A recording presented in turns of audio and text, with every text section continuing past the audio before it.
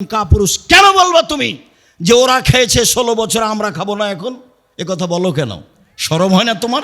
লজ্জা হয় না তোমার? হায়া হয় না তোমার? জাতির জন্য বোঝা। তুমি কি করতে পারো? তুমি জাতির কি করতে পারো? কি করতে পারো তুমি? জাতির ক্ষতি করতে পারো। তোমার বাপ ভালো মানুষ নয়, তোমার মা ভালো মানুষ নয়, নিলে তোমার অবস্থা এমন কেন? চাঁদাবাজি করিয়েন না, ভিক্ষা করে খান। চাঁদাবাজি করো কেন বেটা? জাতির জন্য বোঝা হয়ে গেলে কেন? মানুষের টাকা মেরে খাও কেন? জাতির জন্য বোঝা হয়ে গেলে কেন? জাতি কেন তোমাকে ঘৃণা করে, তোমাকে দেখলে থুতু ফেলে? কাপুরুষ, কাপুরুষের সন্তান কাপুরুষ জাতির জন্য বোঝা হলে কেন? চাঁদাবাজি করো কেন বেটা?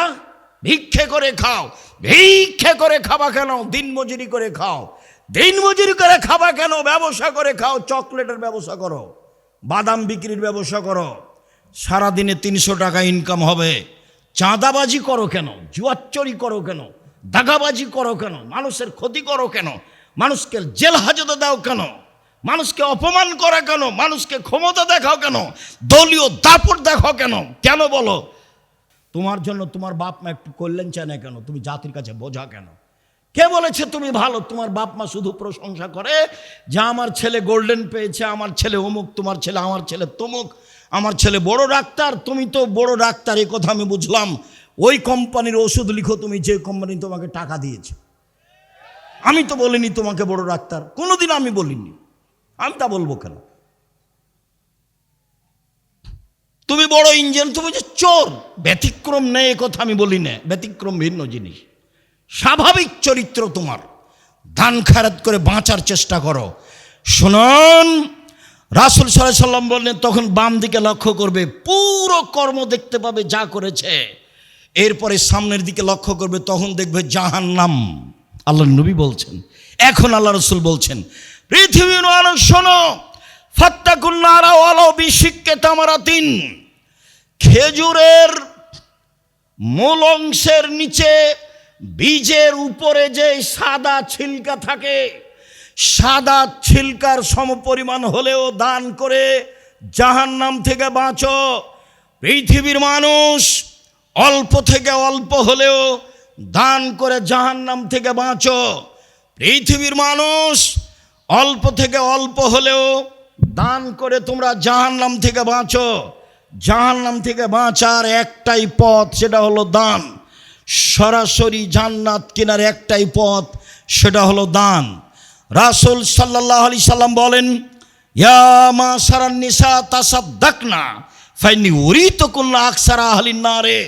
মহিলারা শোনো, আমি তোমাদের অধিকাংশই দেখি জাহান্নামে। জাহান্নাম বলতে নারী আর নারী, জাহান্নাম বলতে নারী আর নারী, জাহান্নাম বলতে মহিলা আর মহিলা। পৃথিবীর মহিলারা শোনো, তোমরা দান করে জাহান্নাম থেকে বাঁচো।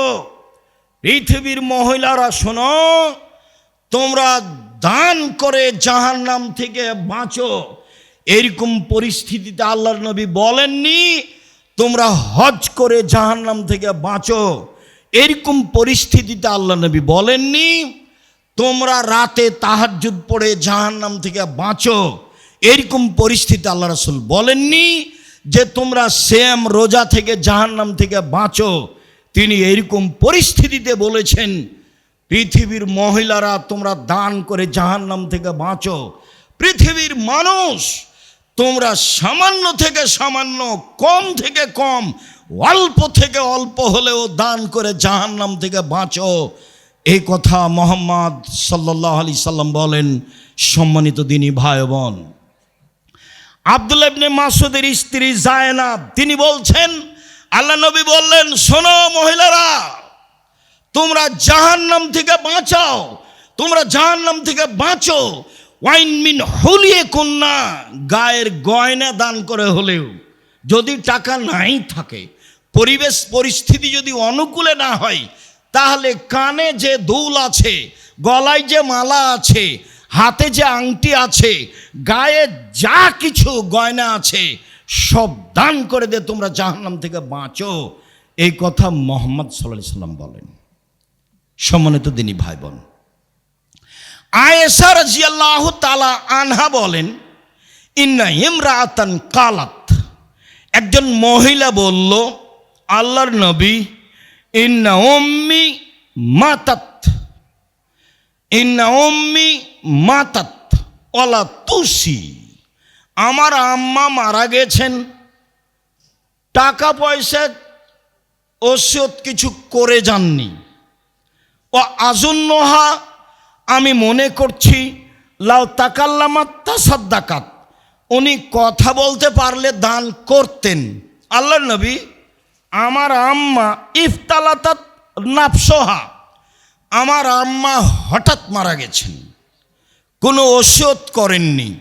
আমি মনে করছি আমার মা কথা বলতে পারলে দান করতেন। আফালাহা আজরুন ইন তাসাদ্দাকতু আনহা, আমি যদি আমার মায়ের পক্ষ থেকে দান করি তাহলে আমার মায়ের নেকি হবে কি? কালা নাম, আল্লাহ রসুল বলেন হ্যাঁ, বুখারী মুসলিম। কেন বলবেন যে আমার মায়ের নামে হজ করলে হবে কি, পাপ মিটবে? এভাবে বলবেন। আমার মা হঠাৎ মারা গেছেন, কোনো ওসিয়ত করে যাননি। আমি মনে করছি আমার মা কথা বলার সুযোগ পেলে দান করতেন। আমি যদি আমার মায়ের নামে দান করি তাহলে আমার মায়ের নেকি হবে কি? কালার নাম, আল্লাহ রসুল বলেন হ্যাঁ। শুনুন, আবু হুরায়রা রাদিয়াল্লাহু তাআলা আনহু বলেন, একজন লোক আল্লাহর নবীকে বলল, ইন্না আবি মাতা ওয়া তারাকা মালান ওয়ালাম ইউসি, আমার আব্বা মারা গেছেন, অর্থ সম্পদ ছেড়ে গেছেন, কোনো ওসিয়ত করেননি। ফাল ইউকাফিরু আনহু ইন তাসাদ্দাকতু আনহু, আমি যদি আমার বাপের নামে দান করি তাহলে আমার বাপের পাপ মিটে যাবে কি? এবার হুবাহু হাদিস মুসলিম। আমার পিতার নামে যদি দান করি আমার পিতার পাপ মিটে যাবে কি? কালা নাম, আল্লাহ রসুল বলেন হ্যাঁ, হাদিস মুসলিম। মানে ক্ষমতা। বাপ মায়েমে দান করেন একটু খালে সন্তরে, শাস্তি কবরের বন্ধ হবেই, হতে হবে, হবেই। বাপ মা জমি জায়গা ছেড়ে গেছেন, অর্থ সম্পদ ছেড়ে গেছেন, আরে কিছু না করে গেলে একটু বিদেশ থেকে তোমাদেরকে তো মানুষ করে রেখে গেছে, তো বাপ মা কিছুই করে না যাক, আদর যত্ন করে লালন পালন করে গেছেন, এইটুকু তো আছে। সেটুকুর আপনি প্রতিদান কি দিবেন? সেটুকু প্রতিদানে রাসূল সাল্লাল্লাহু আলাইহি সাল্লাম যা বললেন তা মূল্যায়ন করেন।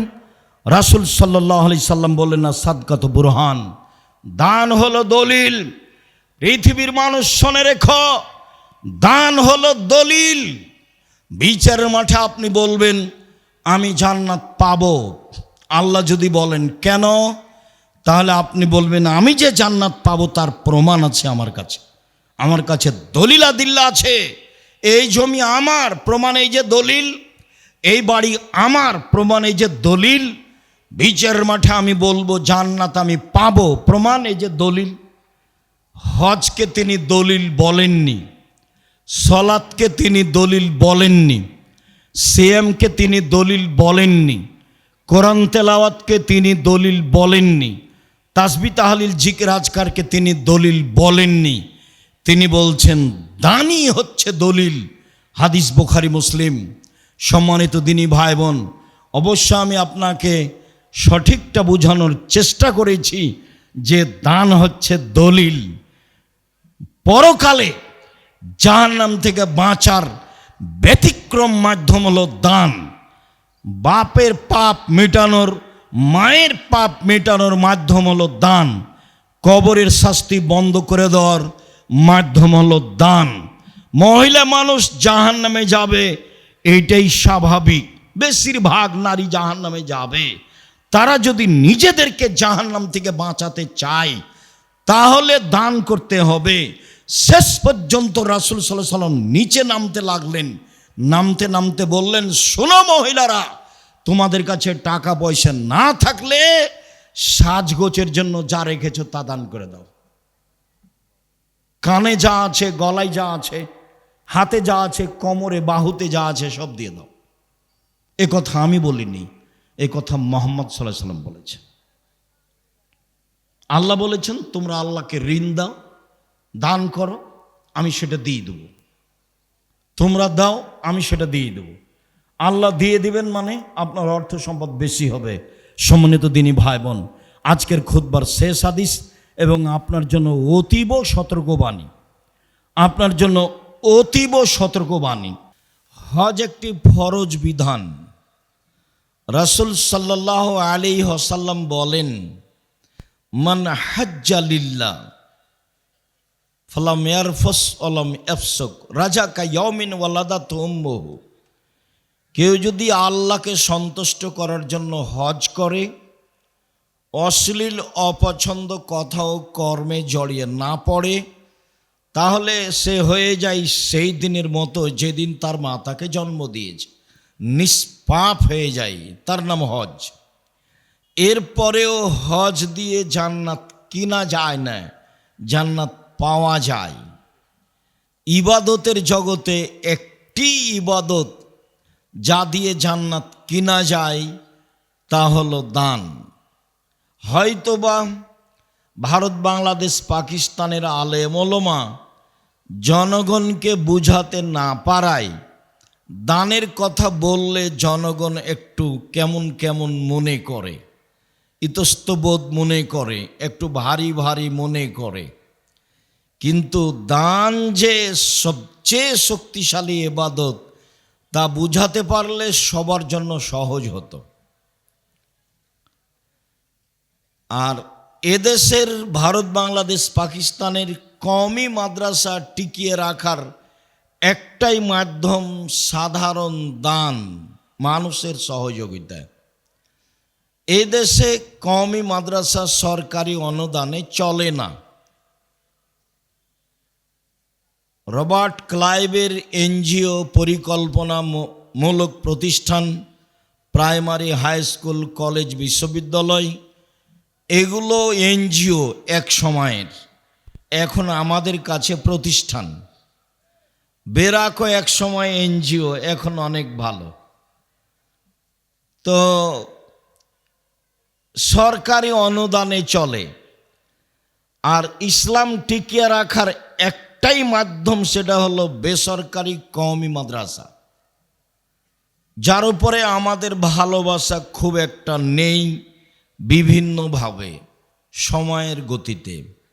আজকে আমরা একটু জানি ও বুঝি সবচেয়ে শক্তিশালী ইবাদত দান কিভাবে, দানেই জান্নাত কিনা যায় কিভাবে, তা আমরা একটু অবগত হই। মহান আল্লাহ বলেন, আল্লাযীনা ইনফিকুনা আমওয়ালাহুম বিল-লাইলি ওয়ান-নাহার, যারা তাদের অর্থ সম্পদ দিন রাত দান করে। তাহলে এক শ্রেণীর মানুষ টাকা পয়সা দিন রাত দান করে। দিন রাত মানে সুবিধা আসলেই করে। পরের অংশে আল্লাহ বলছেন সিরওয়ালা নিয়ে, তারা আবার গোপনেও করে, প্রকাশ্যেও করে। দান গোপনেও করা যায়, প্রকাশ্যেও করা যায়। দুইটার সমন্বয়ে গোপনে বেশি ভালো, তবে প্রকাশ্যে দান করা যায়। আল্লাহও বলছেন আর আল্লাহর নবীও বললেন, খোলা মাঠে খুব কষ্টকর রাস্তা, অনেক দূরের রাস্তা, প্রায় 600 থেকে 800 কিলোমিটার পথ, তাবুক, দুর্দিন, খুব রৌদ্র বেশি, যেতে হবে যুদ্ধে। কে কি করতে পারো, টাকা পয়সা হাতে নেই, খোলা মাঠে বললেন। তখন ওমর রাদিয়াল্লাহু তাআলা আনহু বললেন, যা আছে অর্ধেক দিলাম। আবু বকর সিদ্দিক রাদিয়াল্লাহু তাআলা আনহু বললেন, আপনাকে আর আল্লাহকে বাড়িতে রেখে যা আছে সবই দিলাম। তখন উসমান রাদিয়াল্লাহু তাআলা আনহু বললেন, লোকজন যা যাবে তাবুকের যুদ্ধে, তার অর্ধেকের যাতায়াত খরচ, খাওয়া খরচ আমি দিব। লোক ছিল প্রায় 30,000। তার মানে 15,000 লোকের 3 মাসের খাওয়া খরচ দিলেন, আর 15,000 লোককে 15,000 উট দিলেন। তার নাম উসমান গনি। উসমান গনি ধনী, সবচেয়ে বড় ব্যবসায়ী। উপার্জনের পথ 3টা। একটা হলো দিন মজুরি, সন্ধ্যায় টাকা শেষ। একটা হলো চাকরি, সাধারণত 25 দিনে শেষ। একটা হলো জমি চাষ, সমান সমান না হয় লস। আর একটা হলো ব্যবসা। তখন আল্লাহর নবী বললেন, সত্যবাদী বিশ্বস্ত ব্যবসায়ীরা বিচারের মাঠে জান্নাতে নবীগণের সাথে থাকবেন। তখন তিনি বললেন না যে আমার সাথে থাকবেন, তখন তিনি বললেন যে যারা বিশ্বস্ত ব্যবসায়ী তারা ইব্রাহিম আলাইহিসসালাম, নূহ আলাইহিসসালাম, ঈসা, মুসা, মুহাম্মদ সাল্লাল্লাহু আলাইহি ওয়াসাল্লাম সবার সাথে থাকার সুযোগ পাবেন। ই আবার অবাক উপার্জন। রাসূলের সাথে থাকা তো পথ সহজ নয়। একজন সাহাবী আল্লাহ রাসূলের কাছে রাতে অজু আর মেশকের পানি নিয়ে গেলেন। মেশক আর অজু করার পানি নিয়ে গেলে উনি খুশি হলেন। তারপরে বললেন, সালমা শেতা, তুমি চাও কিছু, খুশি হয়ে। তো সাহাবী বলছেন, আসআলুকা মুরাফাকাতাকা ফিল জান্নাহ, আপনার সাথে জান্নাতে থাকতে চাই। তখন আল্লাহ রাসূল বলেন, আওয়া গায়রা যালিক, না এইটা নয়, অন্য কিছু চাও। তো সাহাবী বললেন, হুয়া যাকা, ওটাই আমি চাই। তখন আল্লাহ রাসূল বললেন, তাহলে আইনি আলা নাফসিক বিকাসরাতি সুজুদ, বেশি বেশি নফল সালাত আদায় করে আমাকে সাহায্য করো। আসলে তাহাজ্জুদ পড়া ছাড়া আমি কাউকে সাথে নিয়ে থাকতে পারবো না। তো এত খুশি হয়েও একজনকে সাথে নিতে পারছেন না, বলছেন যে আমাকে সাহায্য করো। আর এইখানে বলছেন যে সত্যবাদী বিশ্বস্ত ব্যবসায়ীরা নবীগণের সাথে থাকবেন। কেন এত? দিন মজুরি করে অসহায় মানুষের পাশে দাঁড়ানো যায় না। চাকরি 25 দিনে টাকা শেষ, কেমনে দাঁড়াবেন? জমি চাষ সমান সময় না হয় লস, কেমনে অসহায় মানুষের সহযোগিতা করবেন? তাহলে একটাই পথ, সেটা হলো ব্যবসা। ব্যবসা করেই মানুষ অসহায় মানুষের সহযোগিতা করতে পারে, এদেশের বেসরকারি কওমি মাদ্রাসায় দান করতে পারে। তাই আল্লাহর নবী বললেন, পৃথিবীর মানুষ শুনে রেখো, বিশ্বস্ত ব্যবসায়ীরা নবীগণের সাথে জান্নাতে থাকবেন। এর একটা বড় মাধ্যম। যদিও মানুষ না বুঝে মনে করছে যে আমি আমার টাকা দিয়ে সরকারকে উঠাবো আর বসাবো, ওটা তাদের ভুল হিসেব। মানুষকে ব্যবসা করতে হবে এই জন্য যে আমি অসহায় মানুষের পাশে দাঁড়াবো এবং জান্নাত কিনে নিব, পাওয়ার হিসাব করি না, কিনে নিব। আল্লাহ বলেছেন যে আমি জান্নাত তোমাদের মাল ও জানের বিনিময়ে বিক্রি করে দিলাম। যাও, আমি তৈরি করেছি জান্নাত, তোমাদের সম্পদ আর তোমাদের আত্মার বিনিময়ে আমি এটা বিক্রি করে দিলাম। উনি বিক্রি করে দিয়েছেন মানুষের কাছে। এই কথা আল্লাহ বলেন। আল্লাহ তাআলা বলেন, আল্লাযীনা ইনফিকুনা ফিস সাররাই ওয়াজ যাররাই ওয়াল কাযিমিনাল গায়জ ওয়াল আফিনা আনিন নাস, ওরাই জান্নাতে যাবে যারা সচ্ছল অসচ্ছল অবস্থায় দান করলো, রাগকে দমন করলো, আর মানুষকে মাফ করলো। 3টি গুণের অধিকারী যারা সচ্ছল, জামিয়া সালাফিয়া তেঘরা বিরল দিনাজপুরে 5 লক্ষ টাকা দিল, অসচ্ছল 5 টাকা দিল। আল্লাহ বলছেন সচ্ছলও দিল, অসচ্ছলও দিল, তখন তার জন্য জান্নাত।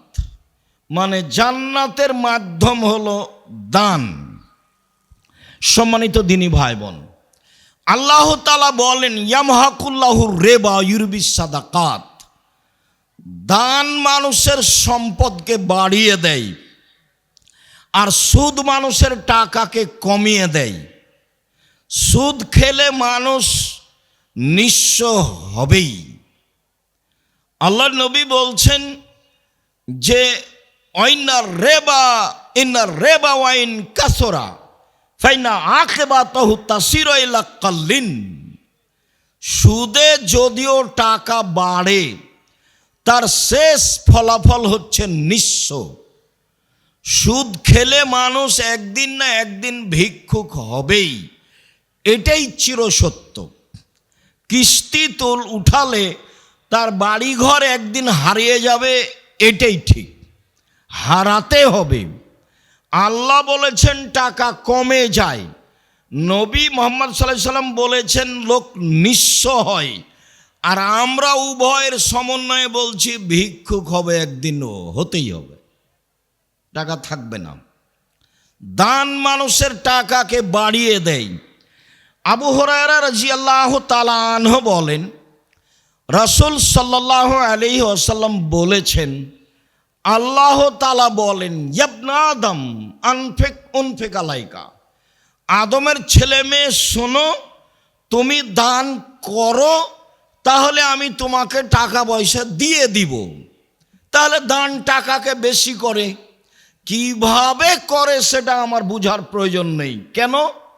সুদে টাকা কমাই, তো আমি 100 টাকা সুদের উপরে দিলাম, 6 মাস পরে 120 টাকা নিলাম, তো কমলো কিভাবে? বাড়লই তো। আমি 100 টাকার থেকে 10 টাকা দান করে 90 টাকা বাক্সে রাখলাম, 6 মাস পরে বের করে দেখলাম 90 টাকাই আছে।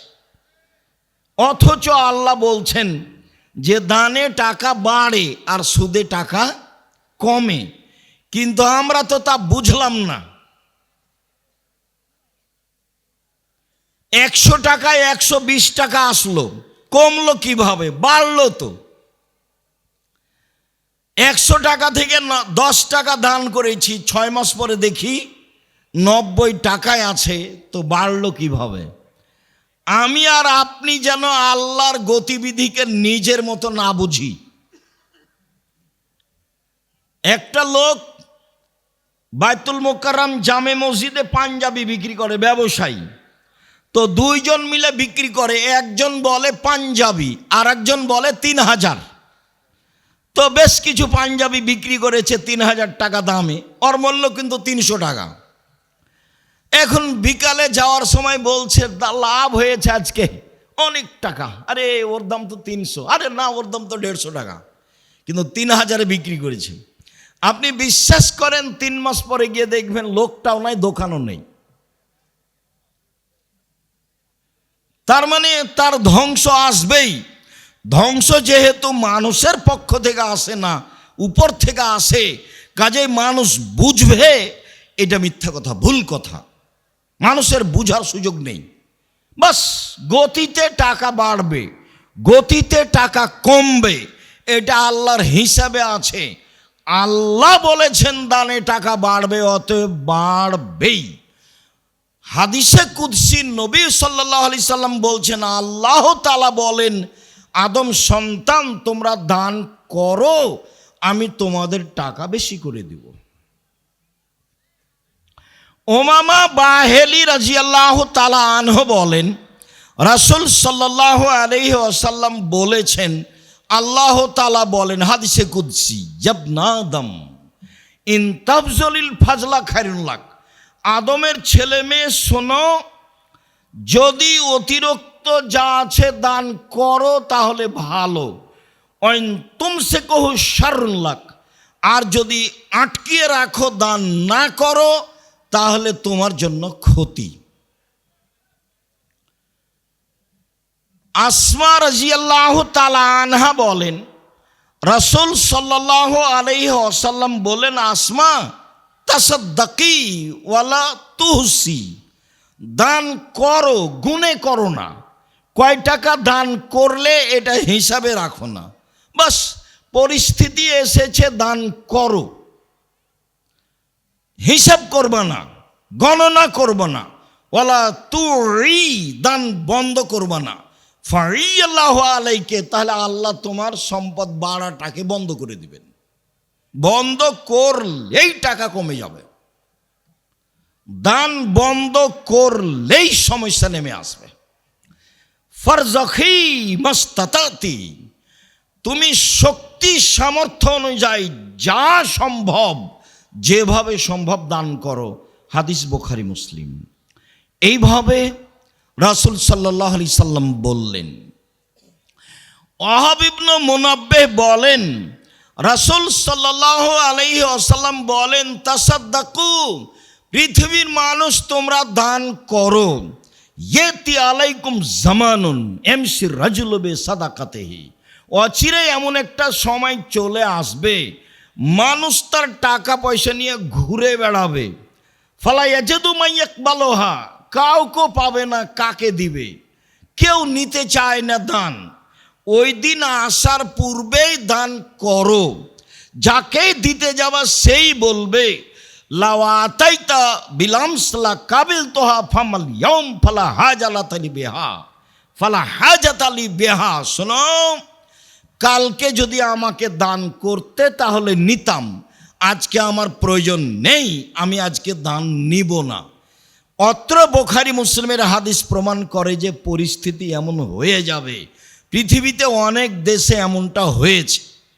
আপনার দান কেউ নিবে না, সাদকা কে নিবে?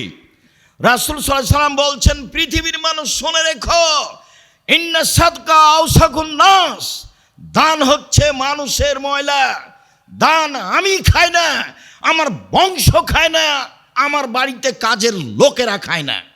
পৃথিবীর মানুষ শুনে রেখো, দান হচ্ছে মানুষের ময়লা। দান আমি খাই না, আমার বংশ খায় না, আমার বাড়ির কাজের লোকেরা খায় না। পৃথিবীর মানুষ শুনে রেখো, দান হচ্ছে মানুষের ময়লা। ওর বাপের নামে গরু জবাই করেছে মরার 4 দিন পরে, সবাই মিলে এসে গাড়ি ঘোড়া নিয়ে এসে দান মরার সাদকা খাচ্ছে, গরু জবাই করেছে। যে সবাই যে অন্ধ, এখানে কেউ যে শিক্ষিত মানুষ নেই। যে মরেছে সেও শিক্ষিত ছিল না, যারা গাড়ি ঘোড়া নিয়ে এসেছে এরা কেউ শিক্ষিত নয়। মা, চাচি, বোন, খালা, ফুফু সবাই, একেবারে সবাই শেষ পর্যায়ের নিম্ন শ্রেণীর মানুষ। যদিও আপনার দিনাজপুর শহরে ঘটনা ঘটছে, যদি আপনি মনে করেছেন যে সবাই বড় বড় ব্যবসায়ী, সবাই বড় বড় মাস্টার ডিগ্রি পাস, বড় বড় ডাক্তার এসেছে, দিনাজপুর শহরের ধনী মানুষ মারা গেছে, চতুর্দিকে না 10টা গরু জবাই করেছে, কত মানুষ এসেছে, সবাই একেবারে নিম্ন শ্রেণীর মানুষ, মনে কিছু নেবেন না, ওকে আমি ইতর শ্রেণীর মানুষ মনে করি। আমি কোনোদিন শিক্ষিত মানুষ ভাবিনি। আমাকে শিক্ষিত প্রমাণ করে দেওয়াই কঠিন আছে। আল্লাহ নবী বললেন মানুষের ময়লা আমি খাই না, আমার বংশ খায় না, আমার বাড়ির কাজের লোক খায় না। তাহলে এই মানুষগুলো আসলো মরার 4 দিন পরে আপনার মরা খেতে। বাপ মা বলল, চাচা চাচি বলল, সবাই বলল, তোরা কেন কৃপণ মানুষ, তোর বাপ বললো একটা গরু জবাই করিস না, মানুষকে খাওয়াইস না কেন? বলেন দেখি, মানুষের নামে যেটা করে সেটা তো সাদকা, ওটা তো মানুষের ময়লা। তাহলে এরা কি বুঝে? সম্মানিত দিনী ভাই বোন, এমন সময় চলে আসবে কাছাকাছি। আবু হুরায়রা রাদিয়াল্লাহু তাআলা আনহু বলেন, রাসূল সাল্লাল্লাহু আলাইহি সাল্লামকে জিজ্ঞাসা করা হলো, আইয়ুস সাদকাতা আফজাল, সবচেয়ে উত্তম দান কোনটি? একবার বলা হয়েছে আইয়ুস সাদকাতা আযম আজরান, সবচেয়ে কোন দানে বেশি নেকি হয়, কোনটা দানে নেকি বেশি হয়? তখন আল্লাহ রাসূল বলছেন, এক আনতা সাদ্দাকা ওয়া আনতা সাহিহুন, তুমি যখন দান করো তখন তুমি সুস্থ, বাস কোনো সমস্যা নেই। শাহিহুন, অর্থের লোভী, টাকা পয়সা জমা করাই লাগবে।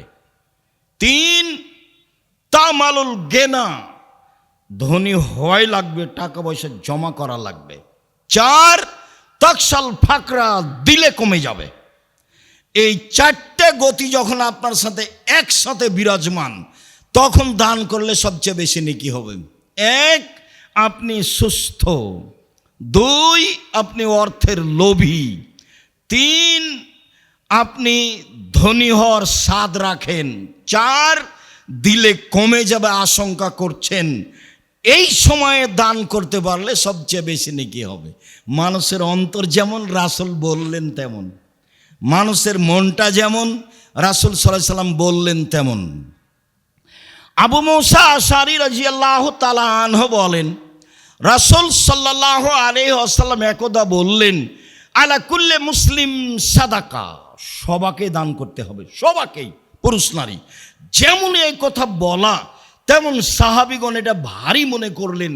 আরে দিনই চলে না, দান করব সবাই মানে, খাওয়ারই ব্যবস্থা নাই, 2 দিন খেলে 3 দিন খাওয়ার জোটে না।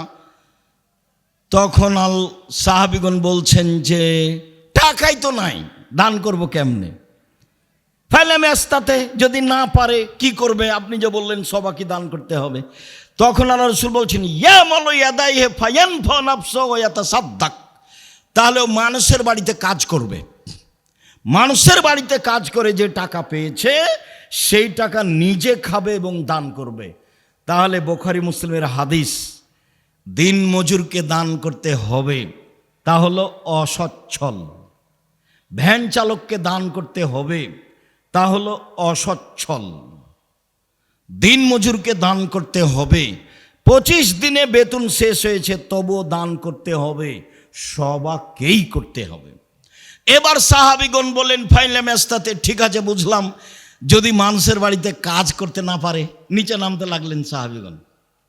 তখন আল্লাহ রাসূল বলছেন, তাহলে ইউনাদাল হাদাতিল মালহুফা, অসহায় মানুষের সহযোগিতা করবে। সেটা আবার কি? ওই যে লোকটার ভ্যানটা ঠেকে গেছে, নিয়ে যেতে পারছে না, ঠেলতে পারছে না, কেউ নাই, আপনি পাশ দিয়ে যাচ্ছিলেন, আপনি একটু ভ্যানটাতে হাত লাগিয়ে ঠেলে দেন। অসহায় মানুষের সহযোগিতা করবে, এটাই হলো দান। তখনও সাহাবীগণ বলছেন, ফাইলামে আস্তাতে, এটাও যদি না পারে, মানে নিচে নামতে লাগলেন। তখন আল্লাহ রাসূল বলছেন, ইউমসিক নাফসাহু আনি শাররে ফাইনালহু সাদাকা, তাহলে নিজেকে পাপ থেকে ঠেকিয়ে রাখবে, এটাই হলো দান। তোমরা ছেলেরা যারা টাকা পয়সা নেই, ব্যবসা বাণিজ্য করতে পারো না, চাকরি পাওনি, বড় মোবাইল ব্যবহার করবো না, বন্ধ করে দাও, দানের নেকি হবে। ওটা তো আল্লাহ রাসূল বলছেন, এখানে আমাদের কিছু করার নাই। বুখারী মুসলিমের হাদিস। আল্লাহ রাসূল এভাবে সিরিয়াল দিলেন, শেষে এসে বললেন, তাহলে নিজেকে পাপ থেকে ঠেকিয়ে রাখলেই তো দানের নেকি হবে। এটা হলো শেষ পরিণতি। আবু মুসা আশআরী রাদিয়াল্লাহু তাআলা আনহু বলেন, রাসূল সাল্লাল্লাহু আলাইহি সাল্লাম বলেন, পৃথিবীর মানুষ শুনে রেখো, বেকুল্লে তাসবিহাতিন সাদাকা, সুবহানাল্লাহ বললে দানের নেকি হয়। অবেকুল্লে তাহমিয়াতিন সাদাকা, আলহামদুলিল্লাহ বললে দানের নেকি হয়। অবেকুল্লে তাকবীরাতিন সাদাকা, আল্লাহু আকবার বললে দানের নেকি হয়। অবেকুল্লে তাহলিলাতিন সাদাকা, লা ইলাহা ইল্লাল্লাহ বললে দানের নেকি হয়। ওয়ামরিন বিল মারুফে সাদাকা, ভালো কাজের আদেশ করলে দানের নেকি হয়। ওয়া নাহিনিল মুনকারে সাদাকা, মন্দ কাজের নিষেধ করলে দানের নেকি হয়। মানে আমার আর আপনার জন্য পথ বের হলো, টাকাই নাই, দান করব কি দিয়ে? তখন আল্লাহ রাসূল বলেন, নেও এবার, একবার তো বললাম নিজেকে ঠেকাও, তাহলে দানের নেকি হবে। এবার এইদিকে আসো। এক সিরিয়াল বলতে বলতে মনে কিছু নেবেন না, রাসূল সাল্লাল্লাহু আলাইহি সাল্লাম বলেছেন তাই বলছি। তখন আল্লাহ রাসূল আরও নিচে নেমে এসে বলছেন, অফি বজি আহাদিকুম সাদাকা, তোমাদের স্ত্রী মিলনও দানের নেকি হয়। তখন সাহাবীগণ বলে উঠলেন, আয়াতিয়ার রাজুলো শাহওয়াতাহু ওয়ালাহু ফিহা সাদাকা, মানুষ তার স্ত্রীর সাথে তার প্রবৃত্তিকে মিটাবে, তাতে দানের নেকি হবে? এটা কেমন হলো? তখন আল্লাহ রাসূল বলছেন, তোমরাই বলো, ইন ওয়াদাহা আলা হারামিন, এইটা যদি হারাম উপায়ে হতো, ওয়ালাহু আলাইহি ফিহি বিজর, তাতে পাপ হতো কি না বলো?